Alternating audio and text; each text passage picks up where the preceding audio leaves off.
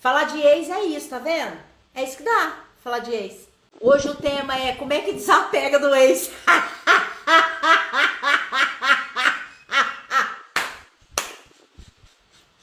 Ex, tudo. E o YouTube não funciona. Tá difícil de desapegar? Então é hoje que você vai desapegar. Esquenta a cabeça não. Vem que é hoje que você desapega, vai viver uma vida livre, leve, solta, vivenciar outras histórias com outras pessoas, deixar o ex lá no lugar dele, que é lá atrás. Porque eu vou falar um negócio pra você. Se você ainda tá agarrado, não tá conseguindo desapegar, ele não é ex. Pode ser ex da sociedade. Como dizia a mãe de um amigo meu, o que a sociedade vai dizer quando ela descobriu que ele era gay? O que a sociedade vai dizer? Que sociedade não é sociedade nada, sou. E o que é pior, se você ainda tá lá namorando, casada com o ex, o pior é que você tá fazendo isso sozinha. Sozinha, só você tá no relacionamento. Porque é isso. Se você tá agarrado lá, ele não é ex, meu bem. Só que hoje aqui no Quinta não Resolva-se, eu vou trazer pra você aí mesmo, que ainda tá apegado nesse troço aí, nessa carroça, como é que você pode descobrir, presta atenção, como é que você pode descobrir, através das suas próprias narrativas, a solução para esses problemas. Sou Sandra Maurano, eu sou contadora de histórias, pesquisadora das narrativas como meio de transformação, de cura, de resolução de problemas emocionais. Sabe que esse probleminha emocional que a gente não consegue resolver? E você está aqui no Quinta no Resolva-se. E hoje nós vamos falar desse trem que impede a gente de seguir livre. Engaja aqui comigo, chama as amigas pra gente ser feliz e ter uma vida mais leve. Então vamos lá. Como resolver o apego com o danado do ex? Se você que tá apegado não sabe, imagine eu. Eu perco a audiência, mas não perco a piada. Então, ó, vamos lá. Quando a pessoa me mandou esse tema, ela me mandou só isso, né? Apego com o ex. Eu não sei a história ali, eu não sei o que se passa, então nós vamos direto falar o que a gente precisa fazer para encontrar a solução e desapegar. Então a primeira coisa que você vai fazer é colocar na OLX. Coloca na OLX, desapega, desapega, desapega. Minha mãe tem um negócio que é assim, ó. Cancela, cancela, cancela, cancela. Eu acho que ela viu isso em algum vídeo no YouTube. Desapega, desapega, desapega. Não vai ser cancela mais não, vai ser desapega. Não, ó, brincadeiras à parte, vamos lá. Primeira coisa é, se você quiser pegar um papel e uma caneta para anotar, porque hoje eu vou dar realmente um passo a passo para você ir fazendo e ir desapegando desse negócio, tá? Que a gente não desapega de uma pessoa ou resolve um problema emocional assim, né? Em questão de segundos. Quando isso acontece é porque você já resolveu uma caralhada ali de camadas daquela dor, até que chega no momento você, pá, vira a chave, né? Mas, então pega papel e caneta ou anota num bloquinho aí do lado que, no celular, sei lá, não, no celular não, que você tá aqui. Então pega papel e caneta que eu vou te falar. A primeira coisa é realmente assumir que você ainda está no relacionamento. Você. O relacionamento pode não mais, eu falei brincando aquela hora, né? Mas é verdade. O relacionamento, dentro dos padrões de relacionamento que a gente tem, pode ser que ele é ex, né? É ex. Vocês não têm mais perante a família, perante os amigos, um acordo entre vocês de que vocês estão juntos. Porém, emocionalmente, você ainda está na relação. Você não saiu da relação. E é importante a gente assumir isso, porque como a gente caminha sobre os padrões da sociedade, né, os padrões culturais, enfim, a gente fica nessa narrativa de que, é ex, eu preciso me desapegar, meu Deus, não sei o que, lá, e aí a gente fica retroalimentando a dor, porque é ex, mas a gente tem uma conexão lá ainda que não foi desfeita, né? uma conexão emocional. Não gosto muito de falar conexão emocional, porque conexão emocional nós vamos ter sempre com os nossos ex. E que bom, né? Porque eles nos ensinam muita coisa. As nossas experiências, a dois, nos ensinam muita coisa. Mas ainda você tá amarrada mesmo, né? Amarrada lá. Então, você não consegue ir pra frente. Você não consegue caminhar, você não consegue seguir, você não consegue ir para outras relações, se entregar em outras relações, para outras experiências amorosas, porque você ainda tá lá. Ainda tá lá. Então a primeira coisa é assumir: eu ainda estou nessa relação. Eu não saí dessa relação. E é engraçado porque se você tá fazendo isso agora, você percebe que você até você tem uma respiração profunda. Se você se diz isso agora, eu ainda estou lá, eu ainda estou nessa relação, você vai ver que você vai respirar profundamente. Então é assumir, independente se rola o rala e rola ainda, né? Que às vezes o ex às vezes o ex a gente vai lá provar da fruta. Acontece às vezes, né? Eu não sei qual é o seu caso aí, mas independente disso, independente de existir flashback ou não, tá? É necessário assumir que você está nessa relação emocionalmente, ou seja, você não está aberta para que outras coisas lhe aconteçam, ok? Então, a partir do momento que assumiu isso, sentiu aí essa coisinha, essa respiração, fala, nossa, realmente, foda-se o que vier na tua cabeça de contra-argumentação. Ah, mas não sei o que, foda-se. Mas, foda-se, assume que você está emocionalmente ainda se relacionando com esta pessoa, tá? Segunda coisa que é a nossa maior dificuldade, eu vejo muitas vezes, né? Na grande maioria, é incluir tudo. E essa inclusão é aqui dentro. Incluir no nosso coração toda a experiência que nós vivenciamos, as boas e as ruins. Porque tudo que você vivenciou é seu. Você vivenciou. São suas experiências. Sejam dores, sejam prazeres. Então, quando a gente não inclui, quando a gente não diz ok para aquilo que aconteceu, a gente está dizendo para nós mesmos que parte de nós não é válida. Compreende?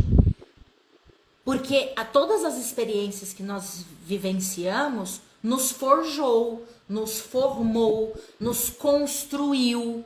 A somatória de todas essas experiências nos construiu quem nós somos hoje. Independente se ela seja boa ou ruim. Compreende?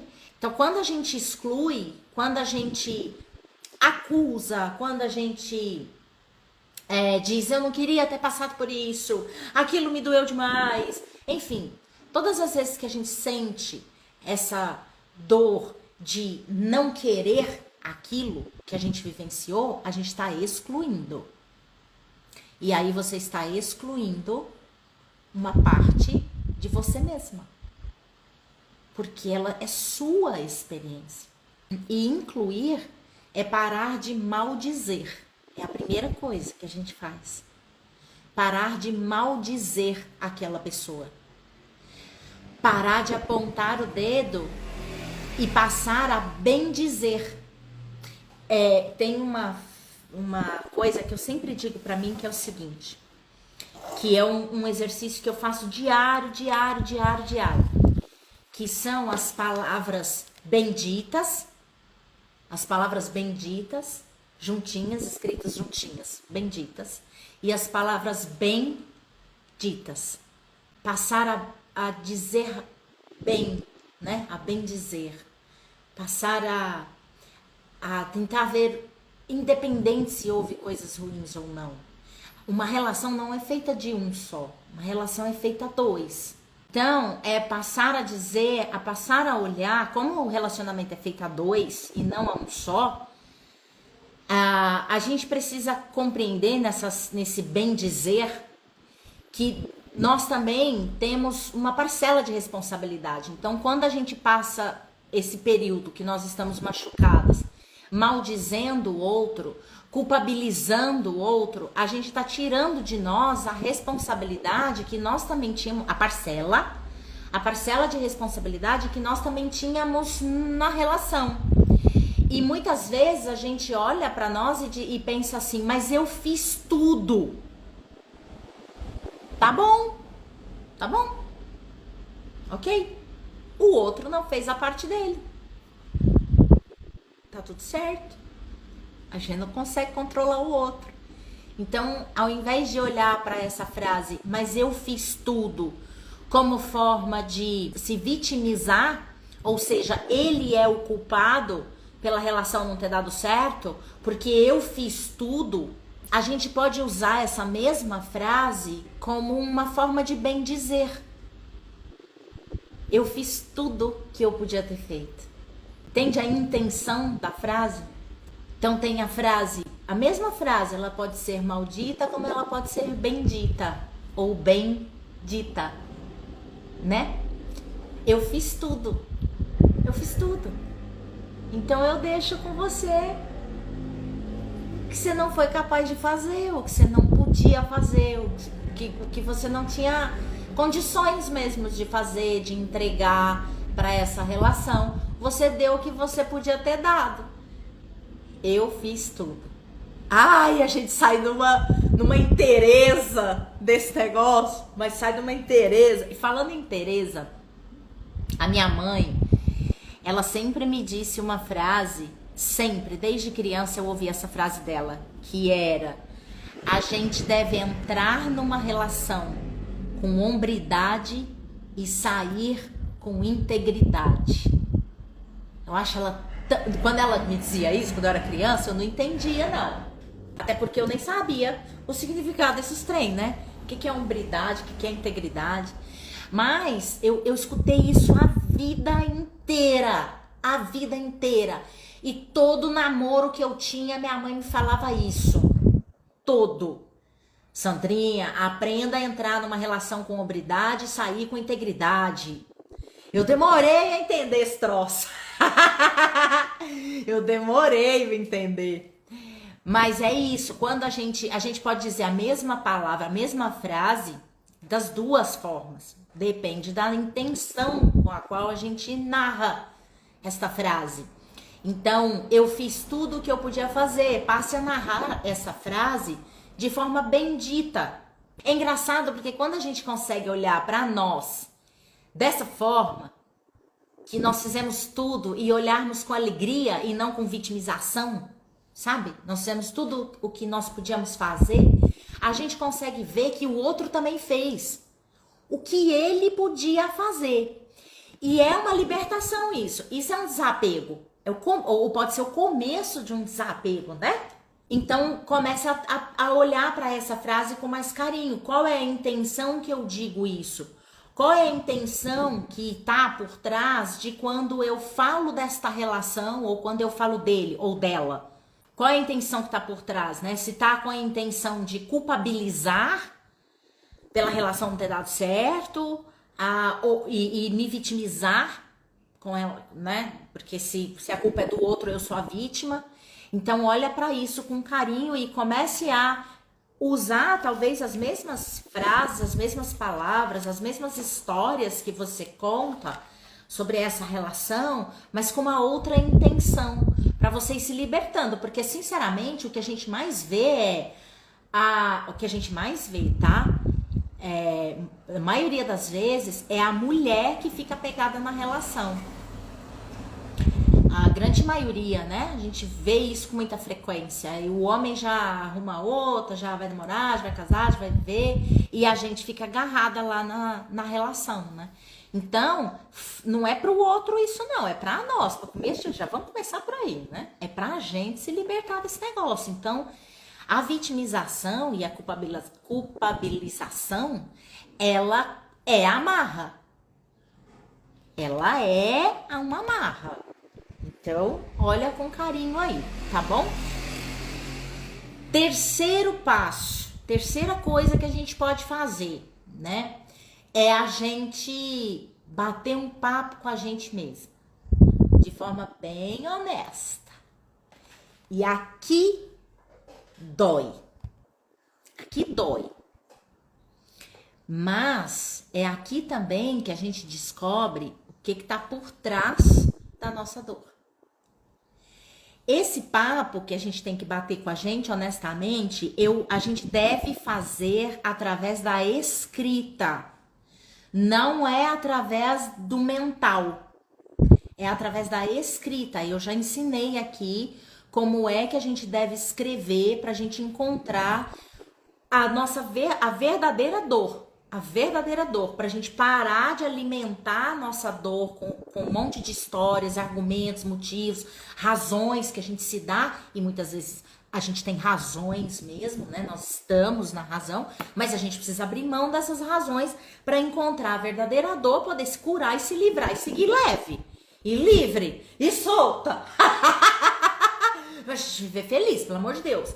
Então, bater um papo conosco através da escrita. Eu vou falar rapidamente, mas se você ainda não sabe, é importante você procurar aqui nos meus conteúdos ou no meu canal lá no YouTube, onde eu falo da escrita pra gente, que é o processo de cura, né? Um dos meios que eu utilizo no método NTN, tá? Da narrativa terapêutica neural. A escrita, ela precisa ser no momento em que você tá sozinha, ninguém vai te interromper. É importante que seja de noite, tá? Antes de você dormir. E é ótimo ser isso, porque a escrita nos ajuda, a gente libera uma série de hormônios que ajuda a gente a dormir melhor, diminui o estresse, tá bom? Então tem uma série de vantagens aí, de saúde mesmo, você escrever à noite, tá? Antes de dormir. O principal da escrita é você escrever o que tá rolando, o que brota de dentro. Normalmente, quando a gente vai falar alguma coisa, a gente precisa explicar, a gente precisa ser clara, né? Porque tem alguém escutando. Ou até mesmo quando a gente tá nos diálogos internos. Nossos diálogos internos sempre tem uma pessoa ali com a gente, né?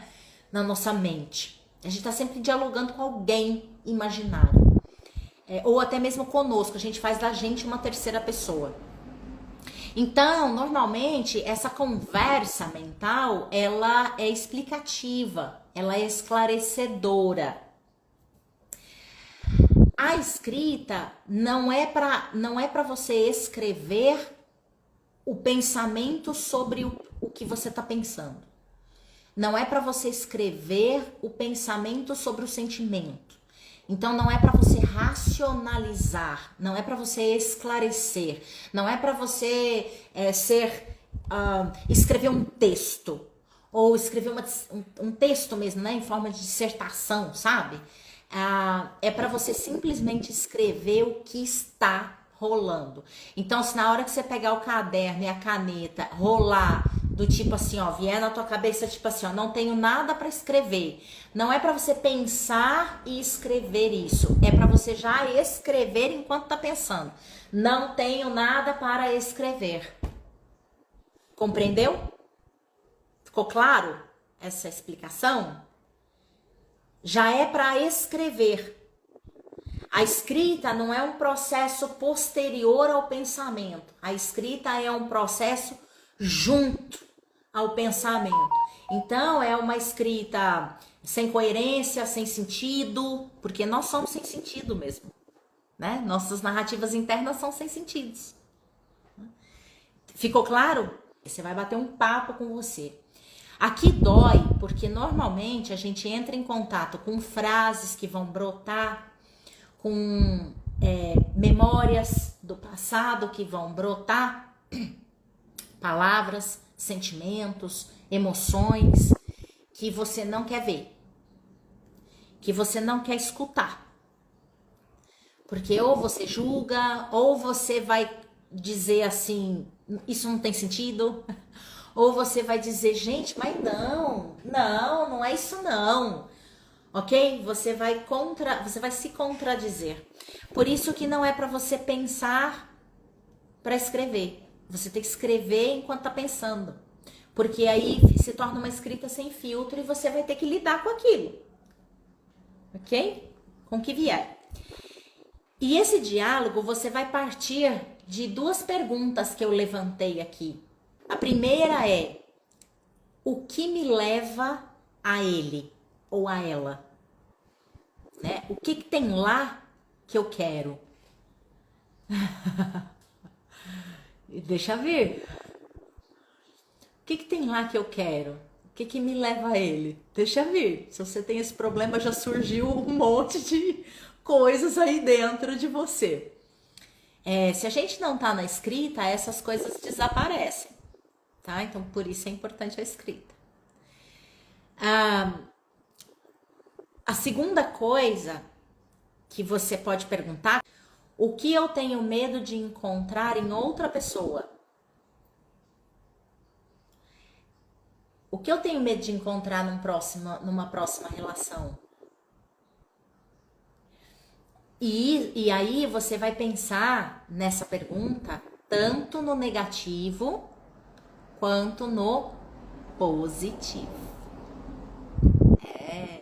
A gente acha que só o negativo nos impede de ir para frente, mas o positivo também. Eu quero dizer coisas positivas, né? De repente você quer uma relação amarela, ok? E a relação que você tá lá agarrada é verde. E você não vai pro amarelo porque alguma coisa tem aí, mesmo que você queira o amarelo. Então pode ser tanto positivo quanto negativo. Pode ser um não merecimento, né? Por que você não vai para aquilo que você realmente quer? O que você tem medo de encontrar lá na próxima relação de bom que você acha que você não merece? Se quiser anotar essas perguntas para você começar o processo de escrita, o que você tem medo de encontrar de bom lá, numa próxima relação, que você sente que você não merece? Por isso que você fica lá na ruim. O que você tem medo de viver? O que você tem medo de ganhar? Porque a gente precisa entender o seguinte: aquela relação que a gente chama de ex, por mais que ela seja ruim, ou por mais que ela tenha sido boa e acabou, existe algo lá que a gente não tem no próximo, que é conhecimento. Lá a gente conhece. Sendo ruim ou bom, lá a gente conhece. O futuro, a gente muitas vezes não se abre para ele e fica agarrada lá, que às vezes nem tá agarrada lá por uma questão mal resolvida, mas tá agarrada lá exatamente por medo ou por não se sentir merecedora do que pode vir de novo, do que pode vir de bom. O relacionamento futuro, muitas vezes a gente não se abre para ele porque ele é misterioso, ele é desconhecido. E dependendo da idade que a gente tá, a gente tem uma certa preguiça, né? Que eu chamo de preguiça, uma preguiça mesmo, uma preguiça de começar de novo, preguiça de conhecer, preguiça de fazer o passo a passo, o processo e blá blá blá blá blá blá blá. Então dá uma certa preguiça. Aí a gente prefere ficar agarrada lá, apegada lá. Não sei se é seu caso, tá? Mas eu tô trazendo essas sugestões aqui exatamente para você fuçar. Talvez agora, me ouvindo, você ache que seja qualquer uma dessas que eu te disse. Mas você só realmente vai descobrir no diálogo com você, no diálogo honesto com você. Vai brotar de dentro de você as respostas. Vai vir frases, palavras, sentimentos, vai vir imagens. Escuta essas imagens. Escuta mesmo. Escutar imagens. Escuta. É isso que eu falo de honestidade. É de você realmente ouvir o que vier. Independente de ser bonito, feio, bom, ruim, sabe? Dependente do seu julgamento. Porque é o que está aí. Então, é a mesma coisa da exclusão, né? Que eu falei que é um passinho, primeiro passo lá da gente incluir. Então tem que incluir, tem que aceitar, tem que dizer ok pra isso, porque isso é o que tá aí, é o que é uma frase que eu gosto bastante, né? É o que tem pra hoje. Então é o que tem pra hoje. Dizer ok pra isso. Quarta coisa, a troca das narrativas. A troca da maneira como você conta as histórias. Começar a dizer... Eu vou contar uma história minha. Eu tive 2 relacionamentos que foram... Eu tive vários relacionamentos. Eu fui muito namoradeira. Muito namoradeira mesmo. Mas eu tive 2 relacionamentos que foram conturbados. Os outros, gente... Foi exatamente como minha mãe me ensinou. Entrei com hombridade e saí com integridade. Teve um ali que me veio agora na memória que não foi tanto assim, não. O relacionamento não foi conturbado, mas eu não saí com integridade. Eu não entrei com hombridade, na verdade. Mas enfim, deixa isso pra lá. A questão é o seguinte: 2 relacionamentos apenas que eu tive que foram conturbados. O meu primeiro relacionamento, meu primeiro namoro sério ali, né, que foi o meu primeiro relacionamento de homem e mulher, ele era dependente químico. Então daí você já imagina, né? Tô passando aí umas 9 horas, dava 9 horas nada, 10 horas nada, 11 horas nada, de repente ele chegava 1 hora da manhã, drogado. Nós ficamos 1 ano e 8 meses, quase 2 anos. Quando a gente se conheceu, ele estava livre das drogas, ele estava limpo. Mas meses depois ele teve recaída e voltou a usar drogas. Então foi um relacionamento que a gente não tinha problemas entre nós, assim, a gente não brigava. A nossa relação, na verdade, era uma delícia. Era muito gostoso estar com ele, eu amei ele profundamente, aprendi uma caralhada de coisa com ele, sabe? Ele foi uma pessoa maravilhosa na minha vida, ele realmente foi uma pessoa maravilhosa. Mas a gente tinha essa questão aí com as drogas que dificultava bastante a relação. Quando a gente terminou, eu sofri demais. E eu acho que esse sofrimento, hoje, né, com a idade que eu tenho, eu imagino que esse sofrimento tenha sido principalmente pelo fato de ter sido o meu primeiro amor. Primeiro amor você dói mais, né? Depois os outros nós vai acostumando, vai vendo que nós não morre. Nós descobre que nós conseguimos viver. E aí a gente fala assim, tá, não quer mais, tá, chora umas 2, 3 semanas, 1 mês e dá-lhe pau pra vida. Vambora. Próximo. Que horror. Mas eu sofri muito. Eu me lembro que eu emagreci em torno de 10 quilos em questão de 15 dias. Eu não comia. Eu só chorava. Eu botava comida pra comer, a hora que eu pegava no garfo, eu não tinha força. Eu não tinha vontade, eu não tinha ânimo. Era um trem assim. Aí de repente eu começava a chorar, as lágrimas caíam em cima da comida, assim. Minha mãe ia com todo cuidado, tirava o prato. E ela sempre dizia assim, chora, minha filha, chora tudo. Chora tudo que você tiver que chorar, minha filha. Sabe, não prende choro, não. Ela falava pra mim. Aí ela falava, mas vamos fazer uns trenzinhos com a mãe? Então, né, ela sempre fazia tinha esse cuidado, assim, de me permitir sofrer, e eu aprendi isso. Todas as minhas relações que vieram depois, eu permiti sofrer, eu me dei o tempo de sofrer, mas como eu costumo falar, eu não fiz moradia no sofrimento, né? Então chega uma hora que você fala, bom, já deu, chega, chorei tudo que eu tinha que chorar, sofri tudo que eu tinha que sofrer, já remoei, contei 300 milhões de histórias que me fizeram chorar mais ainda, bola pra frente, que essa daqui não tá rolando mais não. Chegou um momento que eu comecei a trocar as histórias que eu me narrava. Depois de acho que um mês, sei lá quanto tempo, mas foi um bom tempo, assim, bem nesse sofrimento mesmo, nessa tristeza, rezava muito, chorava muito, eu comecei a trocar as histórias que eu me narrava.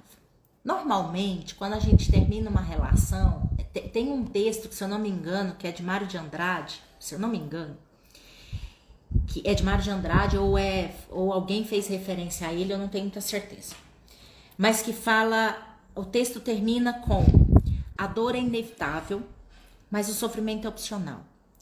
E esse texto, ele é enorme, ele é lindo, porque ali mostra para nós quais são as histórias que a gente se conta que faz a gente sofrer quando a gente termina uma relação. A gente chora pelos beijos que nós não vamos dar, pelas viagens que nós não vamos fazer, pelos filhos que não vamos ter, pelo casamento que a gente idealizou e sonhou e não vai acontecer. Então a gente chora por todas as histórias que nós criamos do futuro, de tudo aquilo que nós não vamos ter. E aí, o que eu comecei a fazer? Como essa relação tinha a questão com a droga, que era muito forte, né? Era bem pesado ali. Eu comecei a dizer a mim mesma quais eram as coisas que eu iria vivenciar. Eu comecei a contar para mim mesma quais eram as coisas que eu iria vivenciar caso eu permanecesse nessa relação. Mas as coisas que eu iria vivenciar de negativo. Coisas que eu já vivenciava. Como ficar esperando e ele não chegar, ou ele chegar e tá drogado, tá chapado, né? Ou de eu estar ali esperando sem saber onde que ele tava, se ele tava numa boca, se ele tava no meio. E assim, ele voltou a usar cocaína e logo em seguida ele começou a usar crack, entende?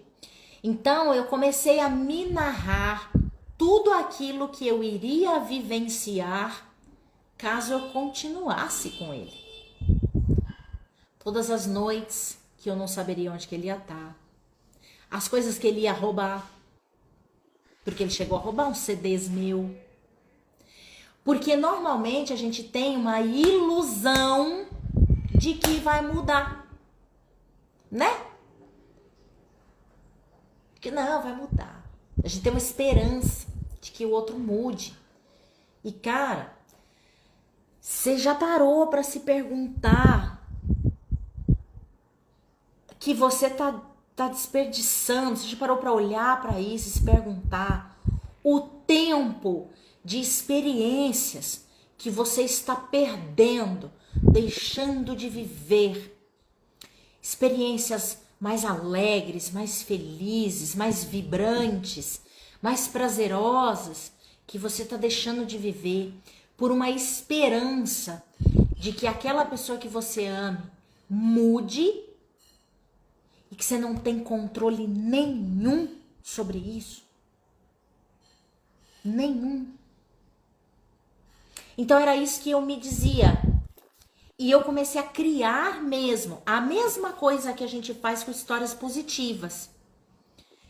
De viajar, de comprar uma casa, de morar junto, de ter filhos, de casar, sei lá quais são as histórias que você se cria aí, de futuro nesta relação, ou que você criava, né? Que você já criou e que você ainda se permanece se contando essas histórias. Então, trocar essas histórias. Trocar, literalmente. Usando sempre como base o que era de fato real. Como eu disse pra você, várias noites eu fiquei esperando, várias noites ele chegou drogado. Várias noites eu passei noite acordada com ele, porque ele tava trilouco de pó. E eu acordada com ele, morrendo de sono, mas lá, do lado de um drogado. E eu de cara, né? Eu tava de cara limpa, porque eu não usava. Então eu ficava de cara limpa. E pelo menos eu já chapada com ele, já pelo menos os dois ficavam viajando. Então, todos os dias, e todo momento que eu sentia a dor da separação, que é um luto, tá? Toda vez que a gente se separa, a gente vivencia um luto, ok? Então, todas as vezes que eu sentia dor, todas as vezes que eu ia comer e sentia vontade de chorar, lá, eu me contava mentalmente, eu imaginava.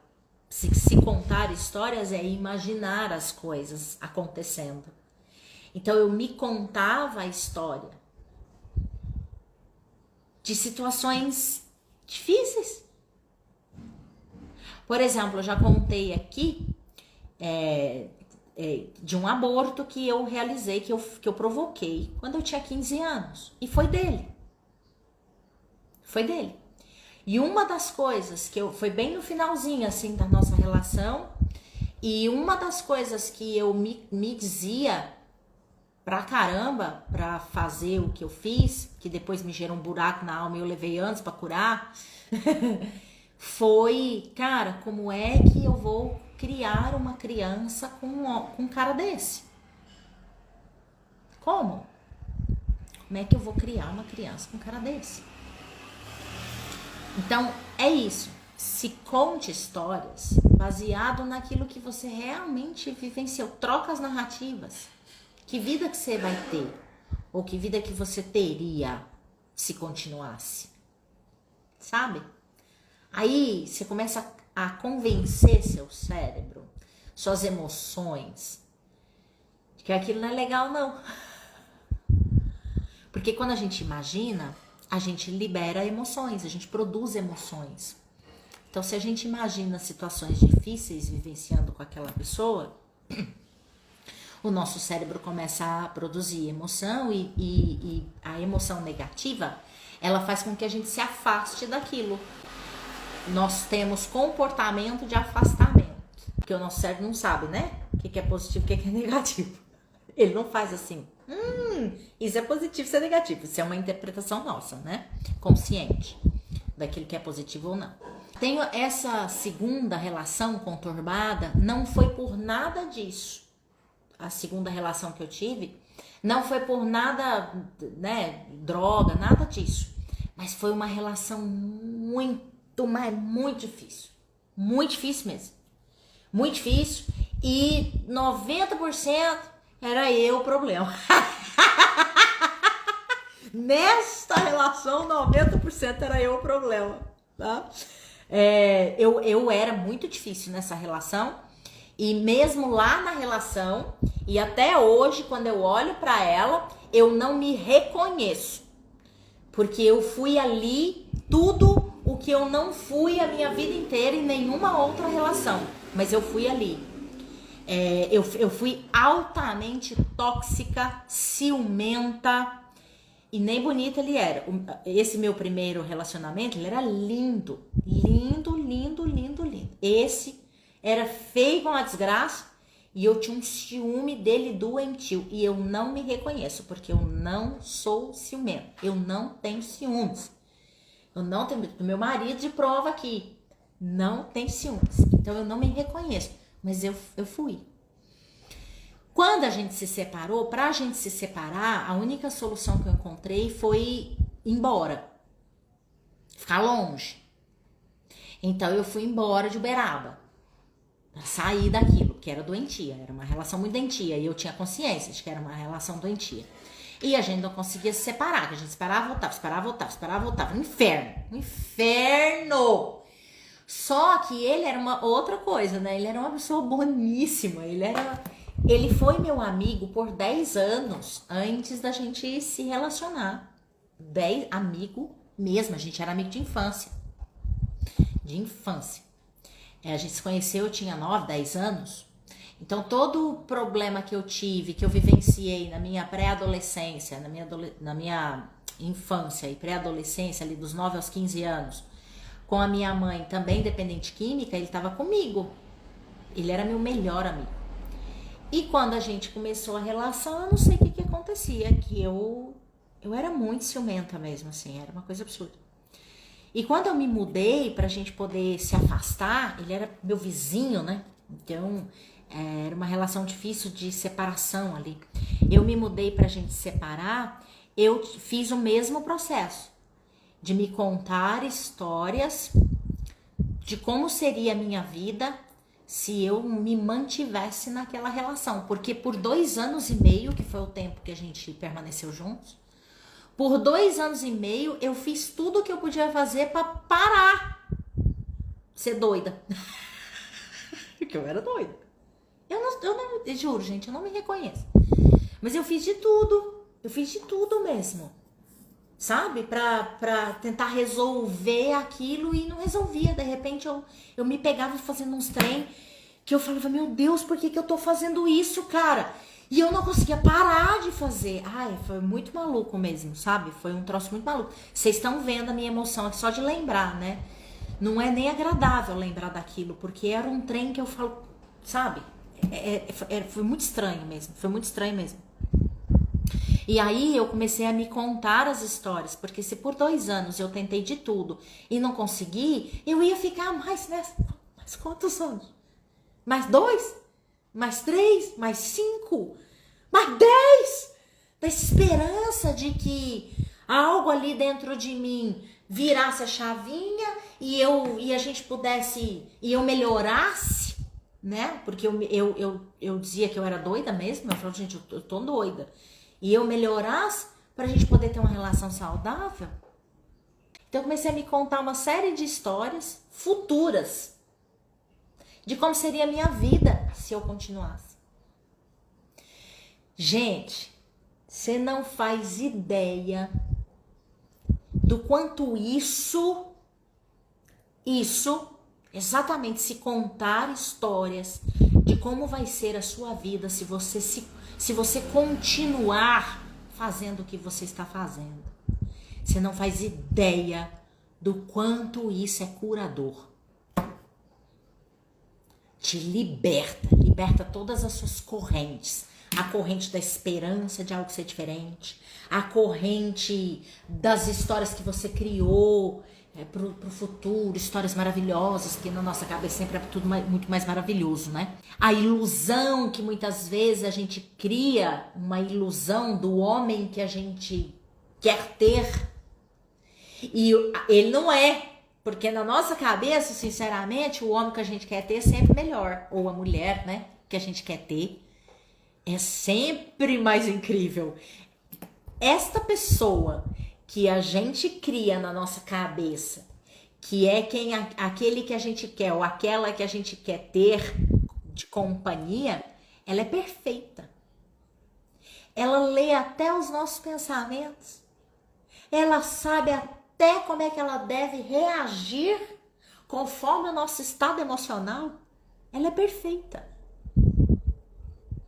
Então, trocar as nossas narrativas faz com que a gente também desconstrua essa persona que a gente cria, quer ter como companheiro, né? E que muitas vezes a gente projeta isso no nosso companheiro real. E que, sinceramente, nosso companheiro real nunca vai atingir. Nunca. Meu marido, a gente tinha essa coisa no começo da nossa relação, os primeiros anos da nossa relação, e era até mais fácil lidar com isso, porque a gente trabalhava muito tempo longe um do outro, então a gente se via tipo 11h30 da noite, e a gente passava final de semana, mesmo morando junto. Então a gente dormia junto, só dormia junto, e passava final de semana junto. Então era até mais, não foi muito problemático a questão. Mas se a gente tivesse convivido mais, teria sido pior.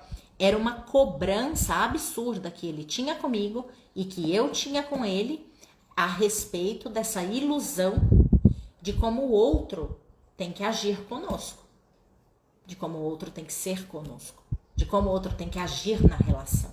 Na conversa que você vai ter com você mesmo, honesta, você também pode trazer isso, que é uma boa coisa olhar para isso. Se você realmente tem esta ilusão, né? Essas exigências, essas cobranças de como que o outro tem que agir, como que o outro tem que ser, o que o outro tem que falar, como o outro tem que falar, o que o outro precisa fazer. Isso é problemático pra caramba, né? Problemático. Outro dia eu vi uma pastora, nesses vídeos aí na rede vizinha, eu vi uma pastora contando uma coisa que ela fez com o marido dela.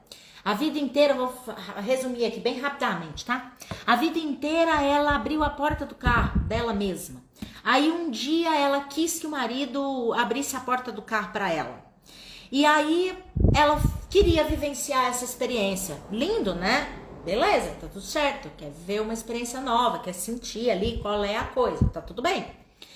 Aí eles entraram no carro, foram para uma festa, eles chegaram, estacionaram o carro, ele saiu do carro, fechou a porta e saiu andando, porque era o habitual ali entre eles, né?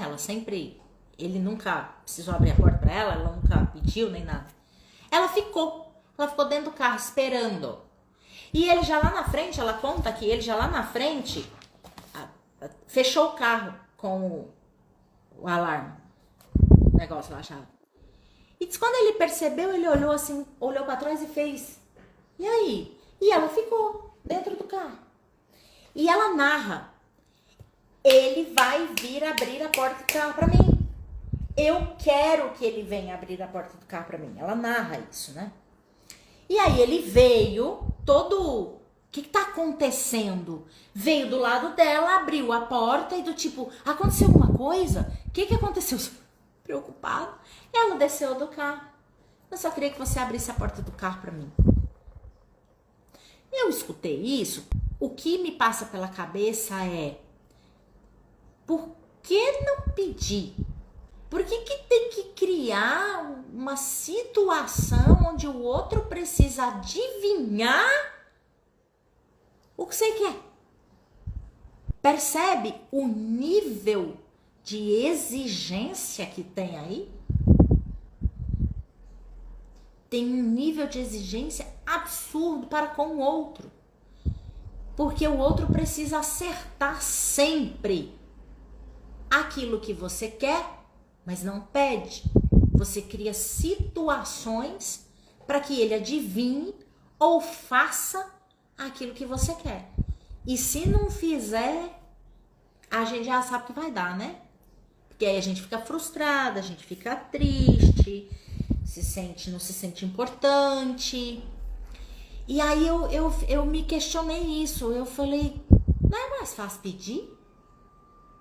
Não é mais fácil falar, amor, eu sei que a gente faz tanto tempo que a gente tá junto, né? Você nunca abriu a porta do carro pra mim, eu não ligo pra isso, nunca liguei até hoje, tô acostumada, mas eu queria vivenciar essa experiência. Você abre a porta do carro pra mim?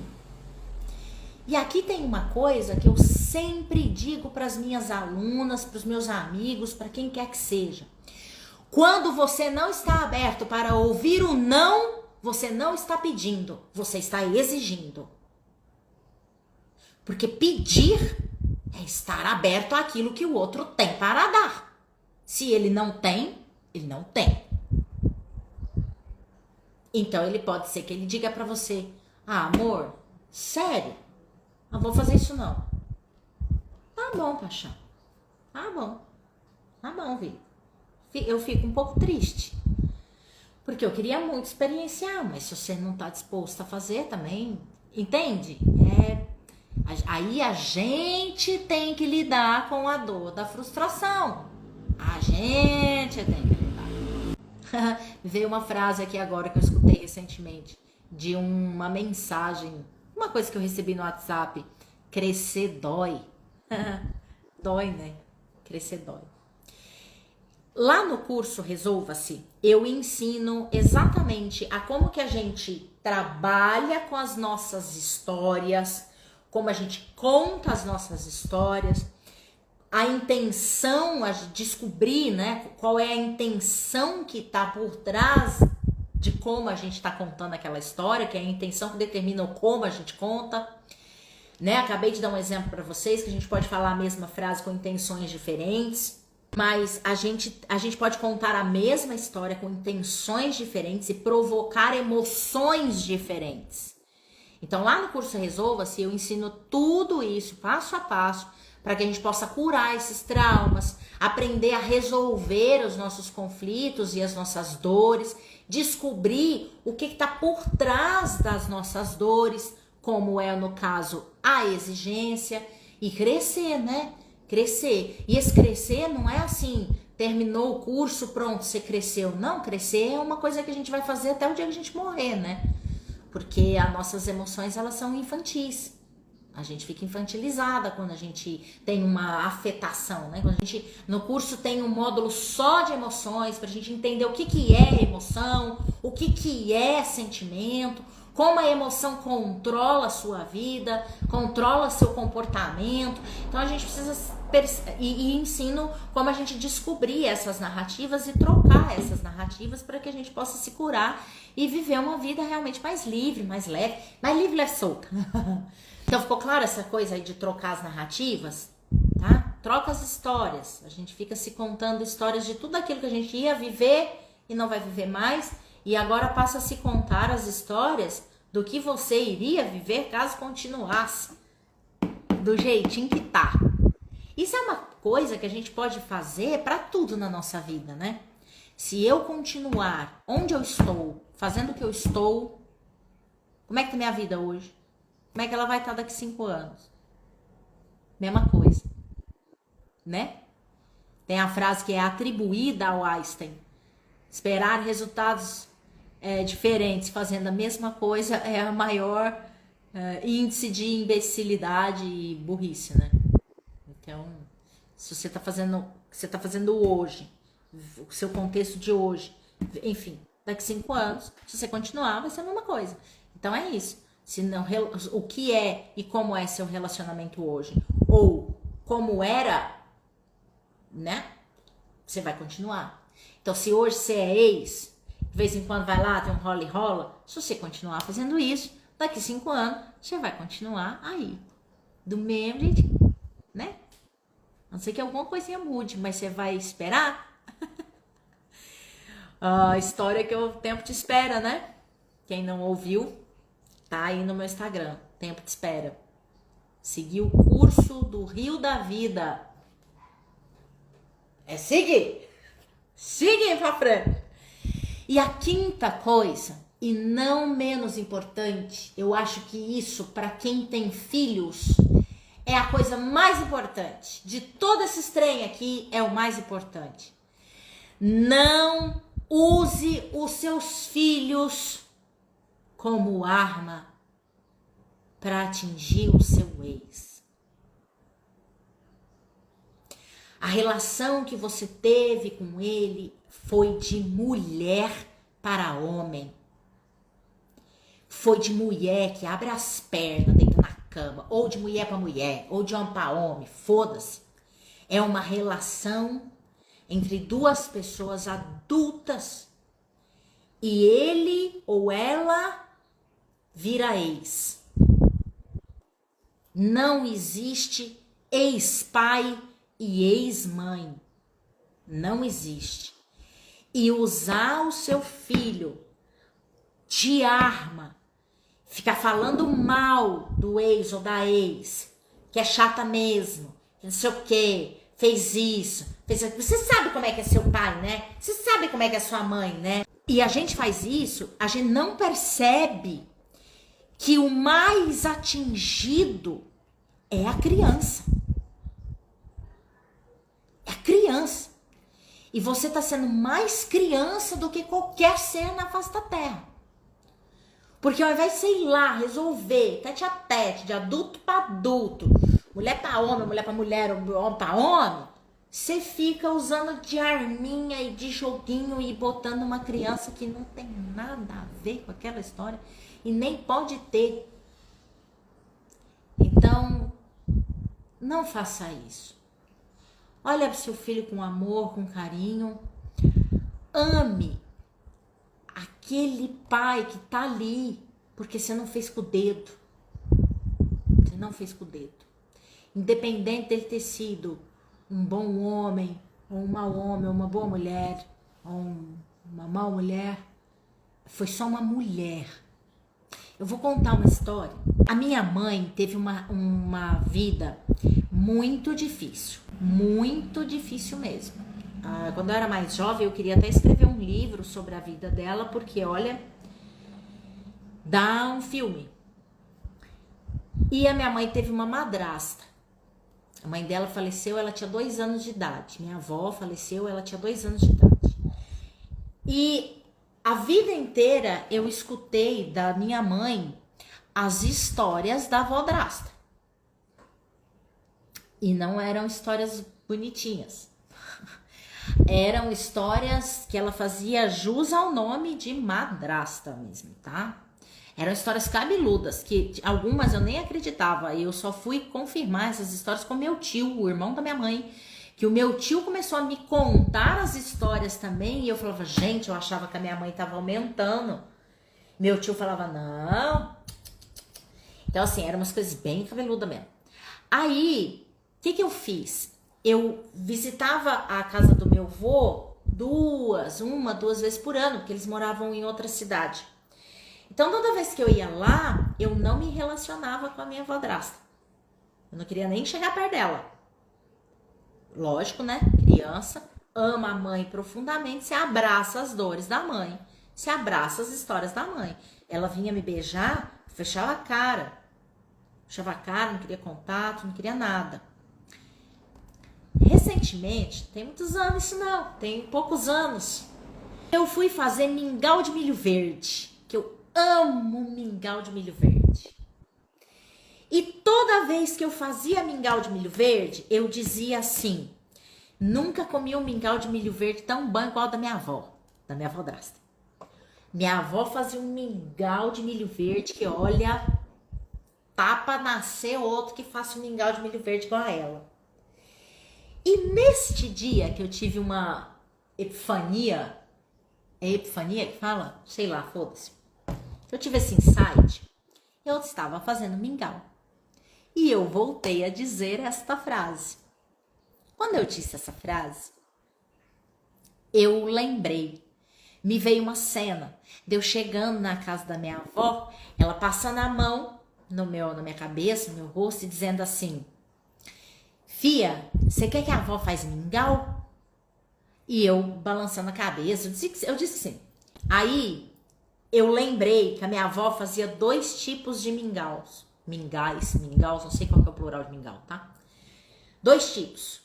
Um de cortar e um outro mais molinho.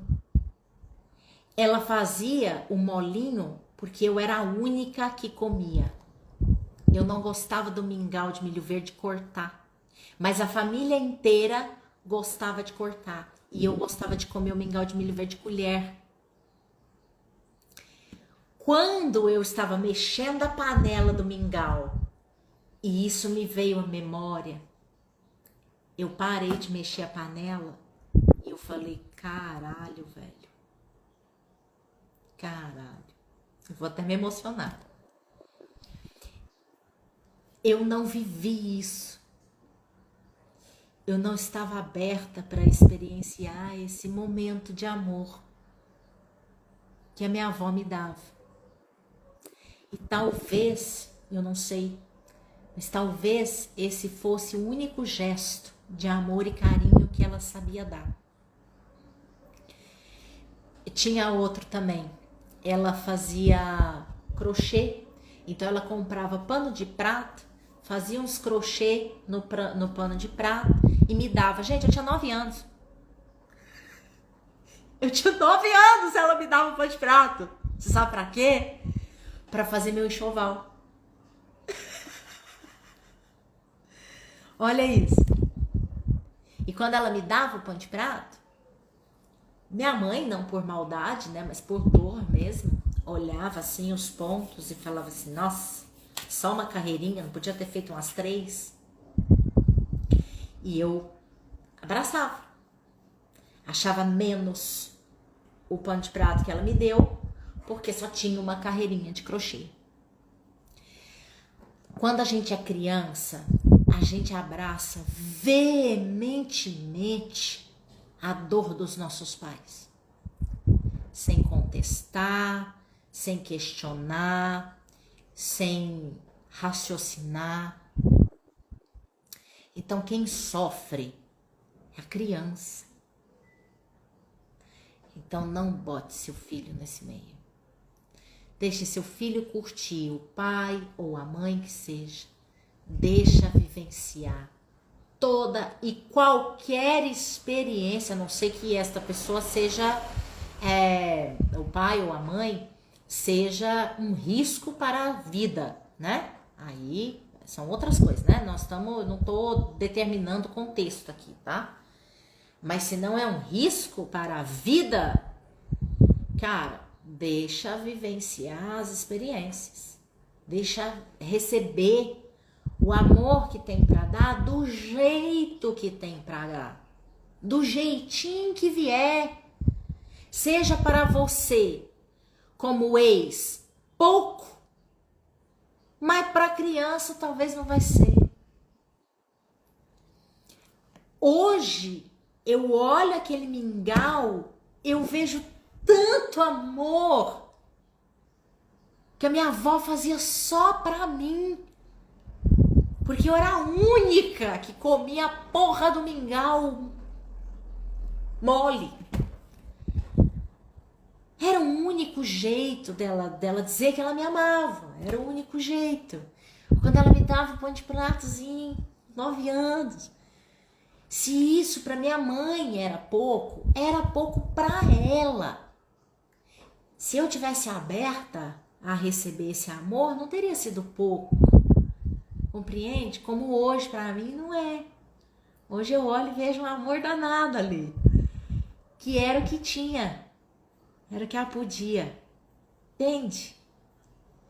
Então a quinta coisa é isso. Não bota seus filhos. Deixa o filho ou a tua filha viver a experiência com o pai ou com a mãe.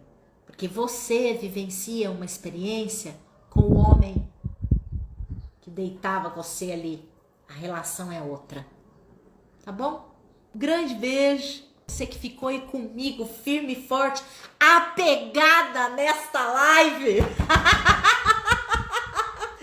Totalmente apegada nesta live. Beijo grande e até quinta-feira que vem.